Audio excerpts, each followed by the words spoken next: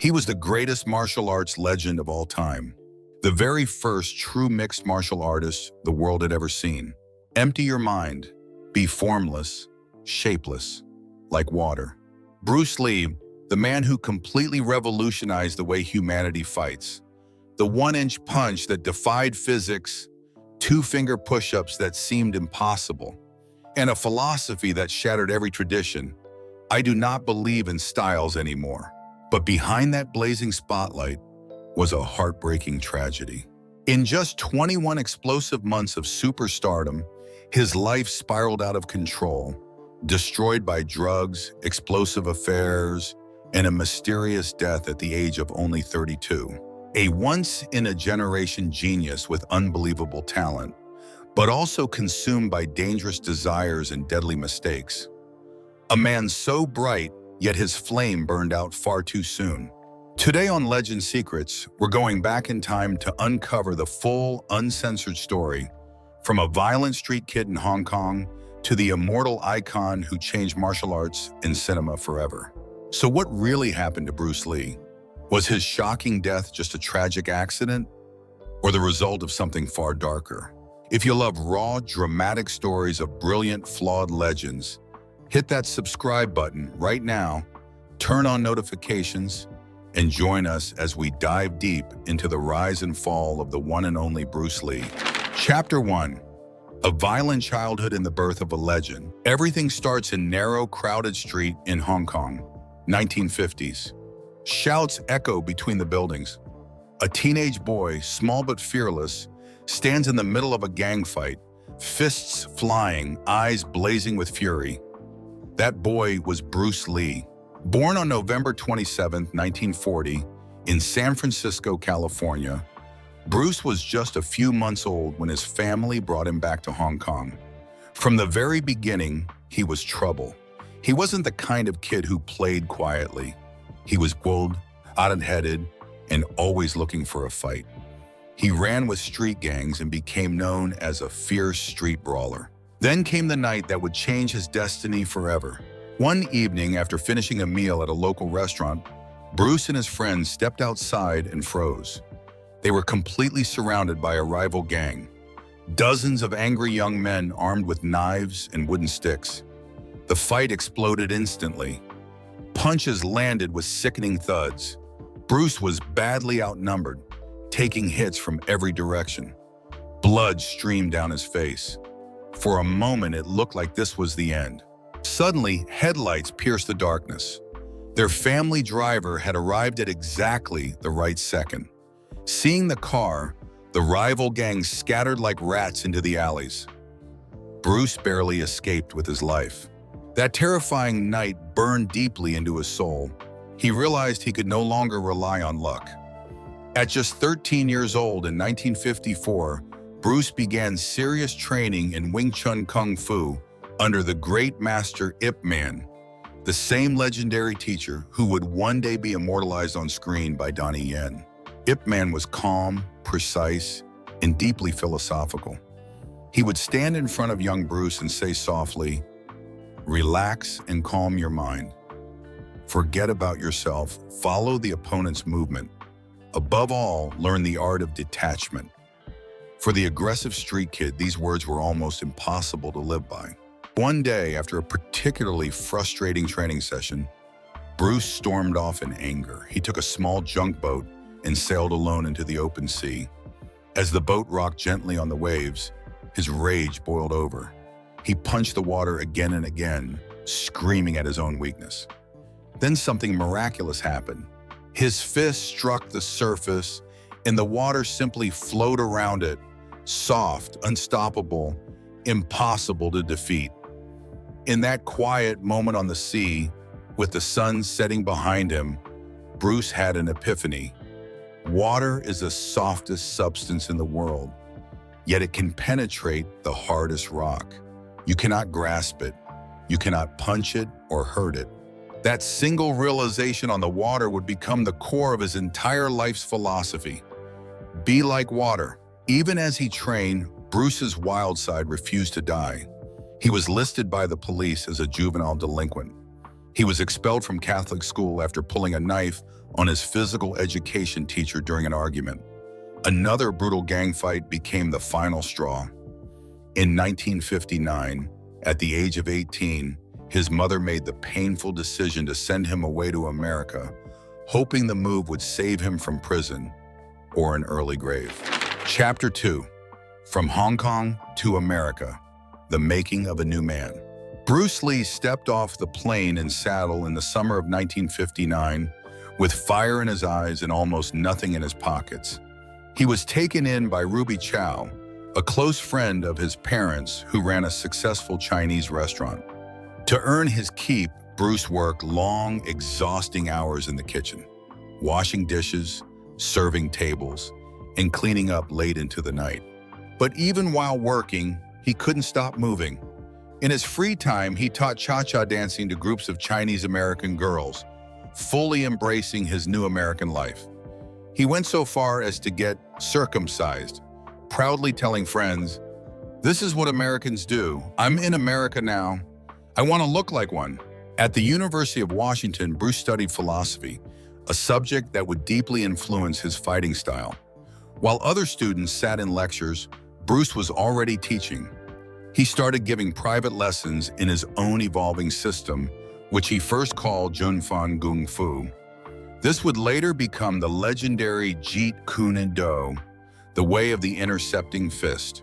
Bruce's philosophy was radical for its time. He told his students, "I do not believe in styles anymore. Be formless, shapeless like water. Use everything that's useful, from boxing, wrestling, judo, Wing Chun, street fighting. Take what works and throw away the rest." This idea directly planted the seeds for modern mixed martial arts. But back then it made him a controversial figure. Traditional Chinese martial arts masters were furious. They accused him of betraying their culture by teaching white and black students. To them, Bruce was destroying sacred traditions. Yet Bruce stood firm. He believed true martial arts should be about honest self-expression, not blind loyalty to old rules. One of his early students, James DeMille, a much bigger and heavier man, later described what it was like sparring with Bruce. He was only 135 pounds, but he could destroy all of us. We tried everything to hit him, to knock him out. We couldn't even touch him. Through teaching and constant training, the angry street kid from Hong Kong was transforming into something entirely new. A thinker, a philosopher, and a revolutionary fighter who would soon take the entire world by storm. Chapter 3. The Road to Hollywood Fame. It was August 1964, and the Long Beach International Karate Championships was buzzing with energy. Hundreds of martial artists and spectators filled the auditorium, but one demonstration would steal the entire show. A confident 23-year-old Bruce Lee stepped onto the floor wearing a simple black outfit. The audience fell silent. Without any dramatic wind-up, Bruce suddenly unleashed his famous one-inch punch, driving his fist forward just 1 inch and sending a sturdy volunteer flying backwards several feet. Gasps and applause erupted across the hall. But Bruce wasn't done. He dropped to the floor and began doing two-finger push-ups, effortlessly lifting his entire body weight using only his index and middle fingers on each hand. The crowd went wild. Sitting in the audience that day was television producer William Dozier. He was instantly mesmerized by Bruce's explosive speed, power, and undeniable screen presence. A few months later, Dozier offered Bruce the role that would change his life forever. Kato, the skilled martial artist and chauffeur in the new action series The Green Hornet. Premiering in 1966, The Green Hornet gave Bruce his first real taste of fame. Every week, millions of Americans watched as the masked Green Hornet and his loyal partner, Kato, fought crime. Although the fight scene sometimes looked a bit stiff by today's standards, Bruce's lightning-fast kicks and precise hand techniques stood out. His charisma shone through even when his English was still heavily accented. The show became popular enough to land Bruce guest appearances in 3 episodes of the hit series Batman. In one memorable scene, Kato dramatically took down Robin in a fight, much to the delight of fans. For the first time, Bruce Lee was becoming a recognizable face on American television. As his name spread in Hollywood circles, big stars started knocking on his door, wanting to train with him. Steve McQueen, the tough guy actor, became one of his most dedicated students. James Coburn, known for his cool demeanor, was drawn to the philosophical side of Bruce's teachings. Even NBA legend Kareem Abdul-Jabbar sought out Bruce to learn Kung Fu. Bruce loved teaching these celebrities. He would patiently break down movements, saying things like, "It's not about being rigid, it's about expressing yourself completely and honestly." Despite this growing success and celebrity clientele, Hollywood still refused to give Bruce a true leading role in a major film. Studio executives told him straight to his face that an Asian actor as the main hero was simply too risky for the American market. They saw him as too foreign to carry a picture. This rejection hurt Bruce deeply. He had proven his talent again and again, yet the doors to true stardom in Hollywood remained closed because of his race. Frustrated but determined, Bruce made a bold decision. He would return to Hong Kong, the place where his journey began, and prove everyone wrong on his own terms. Chapter 4. Return to Hong Kong and Explosive Stardom. Frustrated by Hollywood's refusal to cast him as a leading man, Bruce Lee made a bold decision in 1971. He returned to Hong Kong, the city where his turbulent journey had begun, determined to prove his worth on his own terms. The gamble paid off almost immediately. His first starring role was in The Big Boss, 1971. Bruce played Cheng Chao-an, a migrant worker who discovers a heroin smuggling ring operating out of an ice factory. The film was raw, violent, and packed with intense fight sequences. In one unforgettable scene, Bruce tears through dozens of henchmen using lightning-fast Wing Chun blocks, powerful punches, and devastating kicks. The movie was a massive box office success across Asia. Overnight, Bruce Lee went from a supporting actor in America to a full-blown superstar in Hong Kong. Fans mobbed him in the streets. He had arrived. Hot on the heels of that breakthrough came Fist of Fury, released in the US as The Chinese Connection. This time, Bruce played Chen Zhen, a kung fu student seeking revenge after his master is murdered by Japanese martial artists. The film carried strong nationalistic themes that deeply resonated with Asian audiences at the time. The highlight was the brutal showdown in a Japanese dojo. Bruce stands alone, surrounded by arrogant opponents. His eyes burn with intensity. He systematically dismantles them with precise, explosive techniques, fast hand traps, powerful side kicks to the knee, and a now iconic final blow where he delivers a devastating flying kick to the head of the Japanese master. The theater audiences cheered wildly. Bruce wasn't just fighting on screen, he was delivering a powerful cultural statement. But it was his next film, The Way of the Dragon, 1972, that would cement his legend forever. In this movie, Bruce plays Tang Lung, a martial artist who travels to Rome to help his family's restaurant. The climax takes place in the historic Colosseum at night. His opponent? None other than the legendary American karate champion, Chuck Norris. The fight that follows is still considered one of the greatest martial arts sequences ever filmed. It begins with both men warming up, Bruce doing incredible stretches and high kicks that look almost superhuman. A stray cat wanders across the arena, almost as if signaling the start of battle. At first, Norris dominates. His powerful spinning hook kicks send Bruce crashing to the ground. The audience feels the impact. Bruce gets up, bloodied but determined. The fight turns into a raw, back-and-forth war. Bruce uses his signature front leg kicks with devastating speed and accuracy, targeting knees, groin, and ribs. At one point, he even lands a brutal kick to Norris's groin area. The two men trade blows in a gritty, exhausted scramble. By the end, Bruce emerges victorious. In a show of deep respect, he gently lays Norris's body down and covers him with his jacket before walking away. The entire sequence is creative, brutal, and emotionally charged. Bruce's fighting style shines through. Lightning-fast front kicks, powerful punches, and clever improvisation, like kicking a knife thrown at him right back at his opponent. The Way of the Dragon was made on an extremely low budget of around $130,000, but it grossed over $130 million worldwide, an unbelievable return that made Bruce an international phenomenon. His fame exploded across Asia and began spreading to the West. What made Bruce so special wasn't just his speed or power, it was his creativity. He used his front leg and front hand almost 80% of the time because he believed they were his strongest weapons. He mixed traditional kung fu with Western boxing, wrestling influences, and raw street fighting instincts. Every fight felt fresh, dangerous, and deeply personal. By late 1972, Bruce Lee was no longer just a movie star in Hong Kong. He had become a global icon who single-handedly put Chinese martial arts on the world map. But at the peak of his success, the shadows were already closing in. The intense pressure, sudden wealth, and Hollywood-sized ego were beginning to take a heavy toll. Chapter 5, Behind the Spotlight: Drugs, Scandals, and Tragedy. At the height of his fame, Bruce Lee's life was spiraling out of control.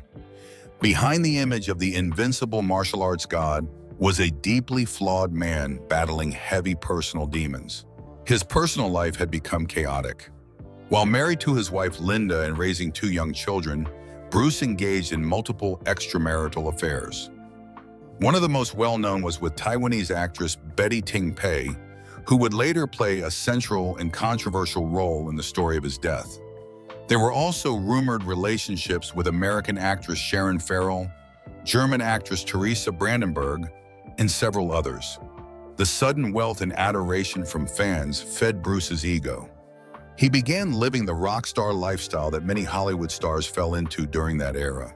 Even more damaging was his growing dependence on drugs. One of the most revealing pieces of evidence came years later when Bob Baker's daughter auctioned off her father's belongings in 2021. Among them were over 40 personal letters from Bruce to Bob Baker, his friend, student, and occasional drug supplier. In these private letters, Bruce's requests were shockingly direct. In one early letter, he discreetly asked for Fine C, a code for cocaine, and Coca-Cola, reminding Baker to be cool about the package and ensure the quality. As time went on, the requests became bolder. In late 1972, Bruce wrote plainly, 1 coke, 2 acid, and 3 hash or grass. In another letter, he admitted, I'm stoned as hell right now, but I'm working on the character for my next film. Some coke would really help with the creative process. These letters painted a disturbing picture of a man who was using drugs not just recreationally, but to fuel his intense work schedule and creative drive. The physical toll became impossible to ignore during the filming of Enter the Dragon in 1973, the movie that was supposed to be his big Hollywood breakthrough. It was his first English-language film and the first major co-production between a Hong Kong studio and Warner Brothers. From the very first day of shooting, Bruce was in bad shape. The opening scene where his character is choosing a companion from a group of women was chosen because it required almost no physical movement. Even then, footage shows Bruce's hands trembling and his face looking gaunt and exhausted. Director Robert Clouse later recalled that Bruce was a physical wreck during early filming. His condition worsened dramatically. One day at Golden Harvest Studios, while recording dialogue loops, ADR, Bruce suddenly collapsed.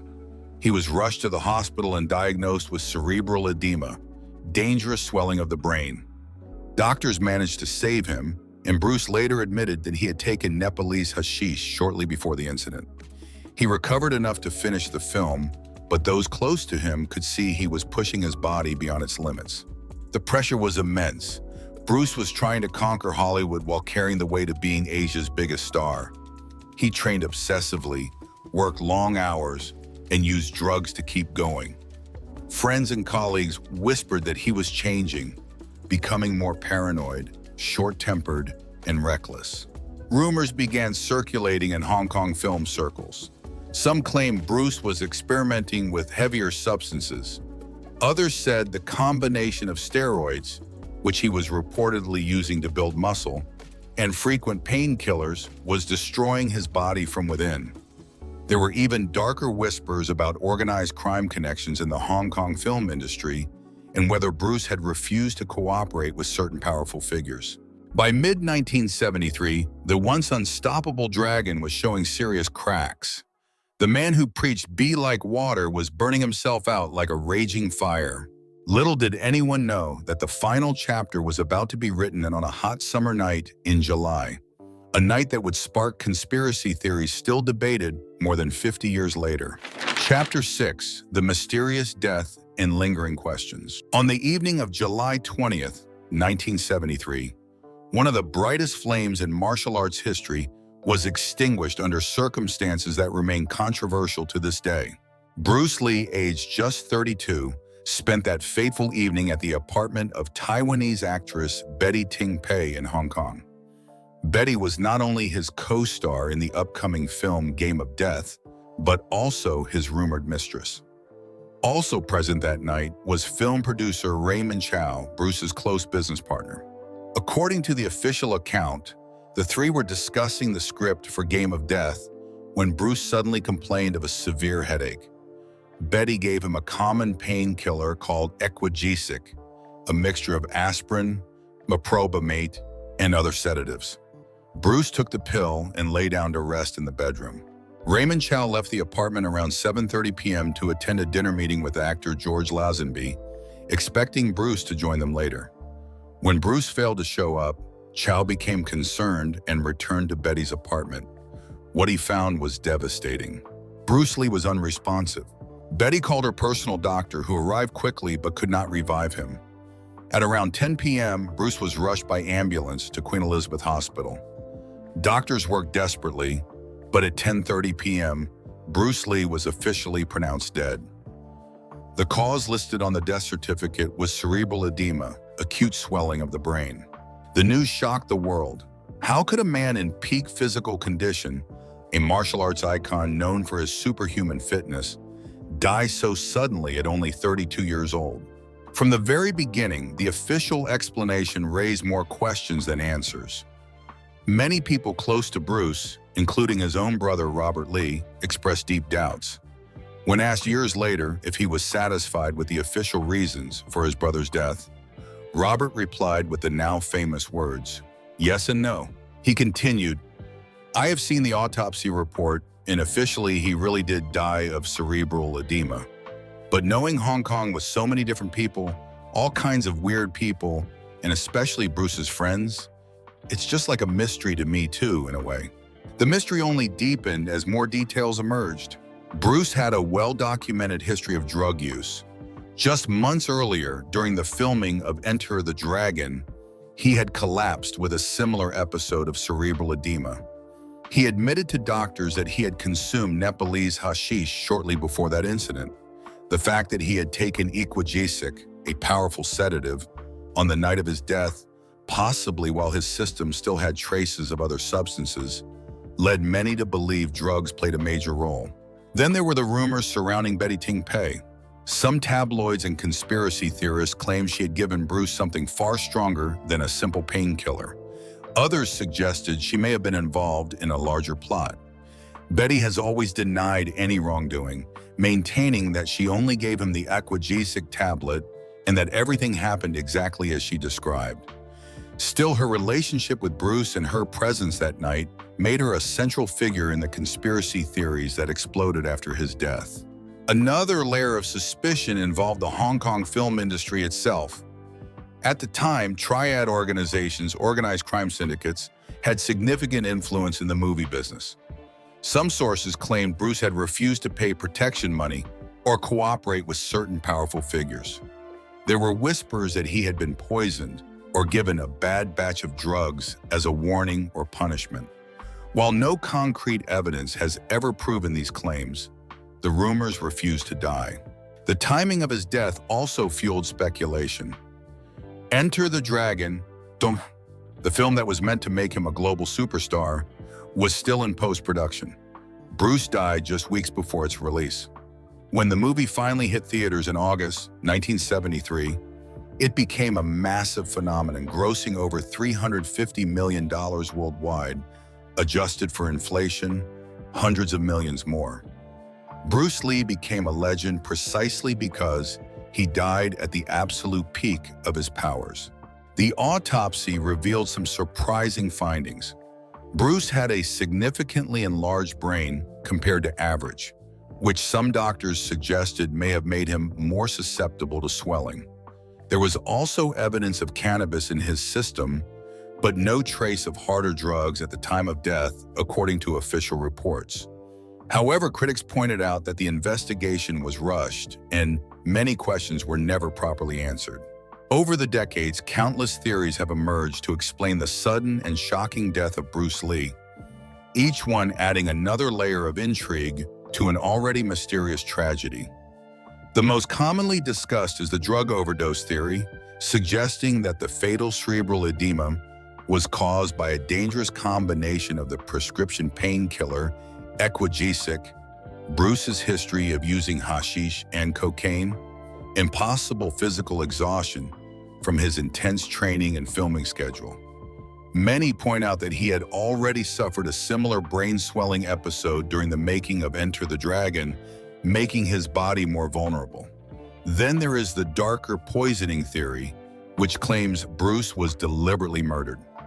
Some believe powerful triads in the Hong Kong film industry, whom he reportedly refused to pay protection money to, orchestrated his death. Others suggest jealous rivals or even people within his inner circle may have been involved. The medical negligence theory argues that the doctors and those around him failed to act quickly enough, and that the Equagesic pill interacted catastrophically with other substances still lingering in his system. Perhaps the most haunting of all is the curse theory, the idea that the Lee family was somehow cursed. Tragically, this theory gained even more weight in 1993 when Bruce's own son, Brandon Lee, died at the age of 28 during the filming of The Crow in a freak accident involving a prop gun that was mistakenly loaded with a real bullet. Many fans and conspiracy enthusiasts still wonder, was it mere coincidence, or was there truly something sinister hanging over the Lee family? These competing theories continue to spark heated debates among fans, researchers, and martial arts enthusiasts even today. What do you think really happened to Bruce Lee on that hot July night in 1973? Was it a tragic accident caused by his own lifestyle? Or was there a more sinister force at play? Share your thoughts in the comments below. Some of the most interesting theories might even get pinned. To this day, no theory has been definitively proven. The Hong Kong coroner's inquest ruled the death as death by misadventure, but that conclusion satisfied almost no one who knew Bruce personally. What remains undeniable is the enormous void he left behind. In less than 5 years of starring in films, Bruce Lee had revolutionized martial arts cinema, inspired millions, and laid the foundation for mixed martial arts as we know it today. His final completed masterpiece, Enter the Dragon, became the highest-grossing martial arts film of its time and turned him into an eternal icon. Bruce Lee burned brighter than almost anyone in entertainment history, but his flame was extinguished far too soon. His death at 32 remains one of the most debated and mysterious endings in show business. A tragic reminder that even legends are mortal. As his brother Robert once said, some mysteries in Hong Kong simply stay mysteries. Bruce Lee left us at just 32 years old, after only 21 months of true superstardom. A martial arts genius, a philosopher, an unstoppable force who changed the world of fighting forever, but also a deeply flawed man consumed by fame, desire, and inner demons. From a violent street kid in Hong Kong to the global icon who gave us the one-inch punch, the philosophy of be water, and the foundation of modern MMA, his journey was nothing short of legendary. Yet even today, more than 50 years later, the mystery of his death still haunts us. Was it a tragic accident, a drug overdose, A cold-blooded murder, or something even darker? What do you believe really happened to Bruce Lee on that July night in 1973? Drop your thoughts and theories in the comments below. The most interesting ones will be pinned. If you love raw, dramatic stories about brilliant but flawed legends, make sure to subscribe to Legend Secrets right now and turn on notifications so you never miss a video. Thank you for watching. Be like water, my friends. Stay strong, stay flexible, and keep moving forward. I'll see you in the next one.